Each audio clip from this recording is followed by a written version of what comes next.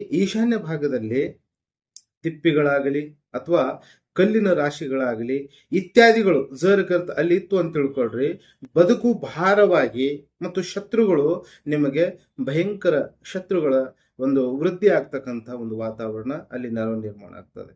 ಮತ್ತು ಗ್ರಹವಾಸಿಗಳು ಚಾರಿತ್ರ್ಯವನ್ನ ಹೀನ ಮಾಡ್ತಕ್ಕಂಥ ವಾತಾವರಣ ಅಲ್ಲಿ ಸೃಷ್ಟಿ ಮಾಡ್ತದೆ. ಅಂದ್ರೆ ಇದರ ಅರ್ಥ ಗ್ರಹವಾಸಿಗಳ ಚಾರಿತ್ರ್ಯ ಹೀನ ಅಂತ ಹೇಳಿದ್ರೆ ಯಾವ ತರ, ಸ್ವಲ್ಪ ನೀವು ಇದ್ರ ಬಗ್ಗೆ ಬಹಳ ಸೂಕ್ಷ್ಮವಾಗಿ ಅರ್ಥ ಮಾಡ್ಕೊಳ್ಳಿ. ಮನೆಯ ಆಜು ಬಾಜು ಒಳಗಡೆ ಆಗ್ಲಿ ಅಥವಾ ನಿಮ್ಮ ಮನೆಯಲ್ಲಿ ಇರುವಂತ ಹೆಣ್ಣು ಮಕ್ಕಳಿಂದ ಆಗಲಿ ಅಥವಾ ಗಂಡು ಮಕ್ಕಳಿಂದ ಆಗಲಿ ಈ ನಾನಾ ತರದ ಒಂದು ಕಿರುಕುಳ ಬಾಧೆಗಳು ಅಥವಾ ಆ ಮಾಡದೇ ಇರತಕ್ಕಂಥ ಆಪಾದನೆಗಳು ಈಡು ಮಾಡ್ತಕ್ಕಂಥ ವಾತಾವರಣಗಳು ಅಲ್ಲಿ ನಾವು ನಿರ್ಮಾಣ ಆಗ್ತಕ್ಕಂಥ ವಾತಾವರಣಗಳು ಅಲ್ಲಿ ತಿಳಿತಾನೆ ಇರ್ತದೆ.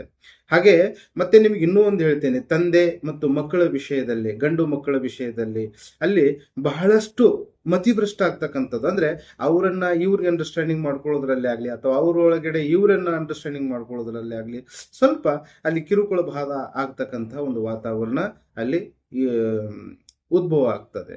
ಹಾಗೆ ಅದೇ ರೀತಿಯಾಗಿ ಈಶಾನ್ಯದಲ್ಲಿ ಅಡಿಗೆ ಮನೆ ಇದ್ದರೆ ಧನ ಸಂಪತ್ತಾಗಲಿ ಅಥವಾ ದೈನಂದಿನ ಗಳಿಕೆಯನ್ನ ನಷ್ಟ ಮಾಡ್ತಕ್ಕಂಥ ವಾತಾವರಣ ಅಲ್ಲಿ ಚಾಲ್ತಿ ಆಗ್ತದೆ. ಮತ್ತು ಅದೇ ರೀತಿಯಾಗಿ ಈಶಾನ್ಯ ಭಾಗದಲ್ಲಿ ಅಡಿಗೆ ಮನೆ ಇದ್ದರೆ